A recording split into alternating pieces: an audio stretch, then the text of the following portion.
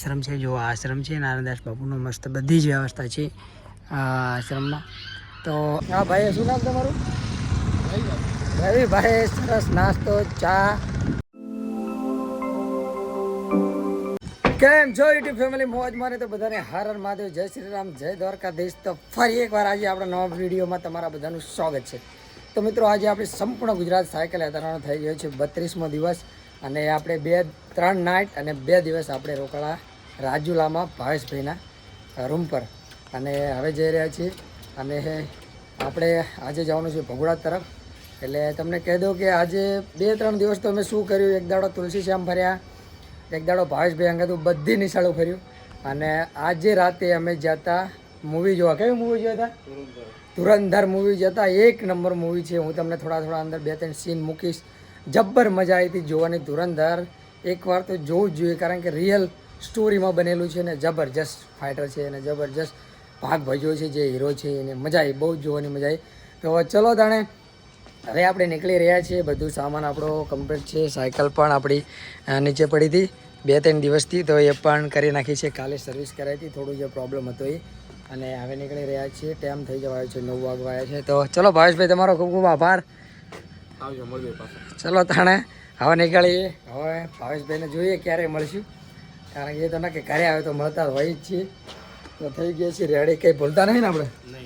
ચલો તો નીકળીએ હવે. ચલો મિત્રો, તાણે અત્યારે વાગી ગયા છે 8, અને આપણે રોકાણા હતા ભાવેશભાઈની રૂમે. આ છે અમારા ભાવેશભાઈની રૂમે, એટલે કે રાજુલા. રાજુલા આપણે ઘણું બધું રોકાણા. એટલે અત્યારે જે નાસ્તો પડ્યો છે ભાવેશભાઈનો થોડો, એટલે નાસ્તો કરી અને પછી નીકળો આગળ. તો ચલો નાસ્તો કરી લો પહેલાં. તો મિત્રો, કહેવાય છે ને કે અત્યારે મારે જેમનો પવન છે ને એ સાઈડ જ જવાનું છે. જો આપણે તમે ઝંડા તિરંગો બધું કેમનું લહેરાય છે, અને આપણે આ સાઈડ જ જવાનું છે. પણ પવન બહુ સામો પડે છે અને 11:30 થઈ ગયા છે મિત્રો. અને હાલ જઈ રહ્યા છીએ આપણે ઊંચા કોટડા તરફ. ઊંચા કોટડા અહીંયાથી 60 કિલોમીટર દૂર છે, પણ પવન જ એટલો બધો છે ને કે સાયકલ જ નથી હાલતી. સવારનો સાયકલ એક જ ધારો ચલાવું છું, પણ હજુ 15 કિલોમીટર જેવું કાપ્યું છે. તમે જુઓ, પવન જુઓ, પવન સાયકલ જ નથી ચલાવતી. તો તોય મિત્રો કંઈ વાંધો નહીં. કે છે ને કે માતાજીનો હાથ હોય ને મહાદેવજીનો માથે હોય તો હાથ હોય તો સાયકલ જરૂર આપણે ચલાવી દીધું. અને આજે ઊંચા કોટડા ટાઉનમાંના જરૂર આપણે દર્શન કરી લઈશું. તો જઈ રહ્યા છીએ ઊંચા કોટડા તરફ. જોઈએ છીએ કેટલા વાગે પહોંચીએ. તમે ક્યાંથી હો? જાફરાબાદ. મારું પણ યુટ્યુબ ચેનલ એવું? એમાં બામણિયા. સરસ. તો મિત્રો, હાલ વાગી ગયા છે 12, અને આપણે દુકાને જતા હતા રોડ ઉપર ઊંચા કોટડા બાજુ. તો આ કાકા અને આ ભાઈએ કીધું કે ચાય પીતા જાઓ.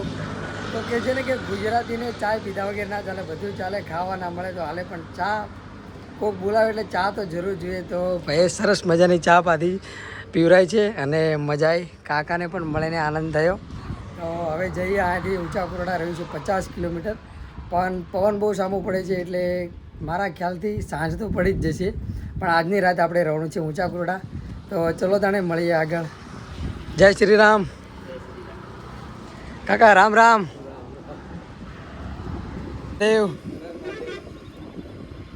તો મિત્રો, આપણને આ ભાઈ મળી ગયા છે, અને ઓળખી કે જો ઓળખતો તો નથી તો અમને કોણ ઓળખતું હોય? દૂર દૂરથી અમે કંઈથી ફરવા આવ્યા હોય, પણ મિત્રએ મને ચા પાણીનું બધું પૂછ્યું, અને અચાનક મને ભાઈને ઊભા રહી ગયા. એટલે એમનો ખૂબ ખૂબ આભાર કે મને ભાઈને ઊભા ગયા.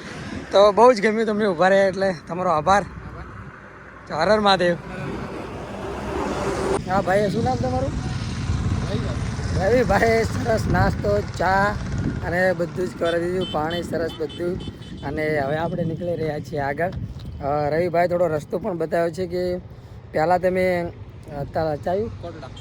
કોટડા જઈજો, તળાજા ના જતા. એટલે રવિભાઈનો આભાર કે તમને આગું પડી જશે. તો આપણે પહેલાં ડાયરેક્ટ જઈશું કોટડા, અને આજે કોટડા ઊંચા કોટડા રાત રહેવાનો પ્લાન છે, અને કાલે આપણે નીકળશું પછી બગદાણાને એ સાઈડ નીકળશું. તો તમારો ખૂબ ખૂબ આભાર. ચલો, જય શ્રી રામ. જય શ્રી રામ.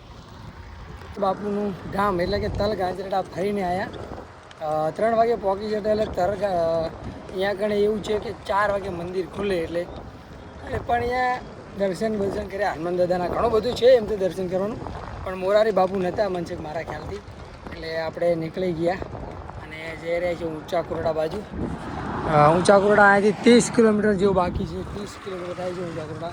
તો જોઈએ છીએ કેટલે સુધી આપણે પહોંચીએ છીએ. મારી તો ગણતરી છે કે ઊંચા કોરડા પહોંચી જવું પણ જોઈએ છીએ ચલો આગળ કેટલે સુધી પહોંચીએ છીએ.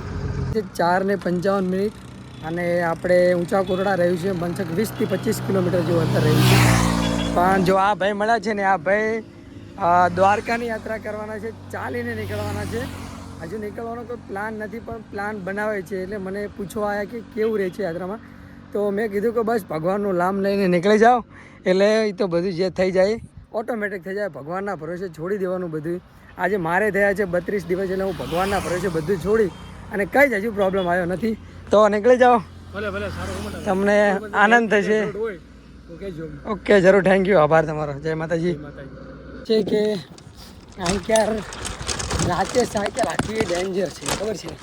કારણ કે બધા લોકો કહેતા હોય છે રાતે અહીંયા બહુ પ્રાણીઓ વાઘ સિંહ તમને રાતે જોવા મળે છે એવું કહેતા હોય છે બધા. તો થોડી બીક પણ વધારે લાગતી હોય છે એટલે આપણે 18 કિલોમીટરનો સફર જો ફટોફટ સારો રસ્તો હોય તો કાપી નાખીશું.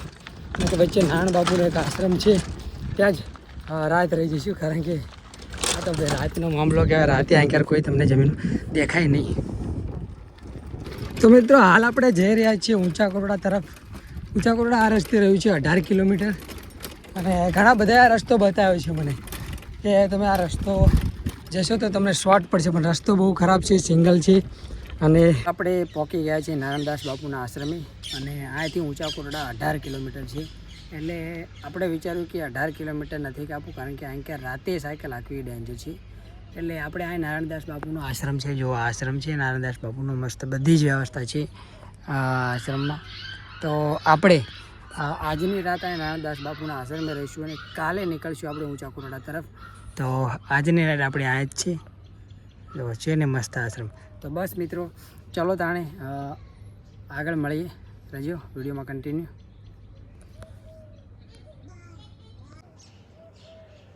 ચલો મિત્રો તાણે આપણે આજનો વિડીયો અહીં જ રાખીએ છીએ. કાલ નવી યાત્રામાં નવા વિડીયો સાથે મળીએ. કાલ આગળ જઈને મળીએ. કાલનો વિડીયો આપણો છે ઊંચા કોરડાનો. તો કાલ ઊંચા કોરડા ચાવણમાના દર્શન કરી દઈશું. તો કાલે બીજા વિડીયોમાં મળીએ. તાલગનો વિડીયો સારો લાગે તો આગળ જરૂર સેન્ડ કરજો. કાલ બીજા વિડીયોમાં મળીએ. તાલગન બધાને બાય બાય. જય શ્રી રામ, જય દ્વારકાધીશ.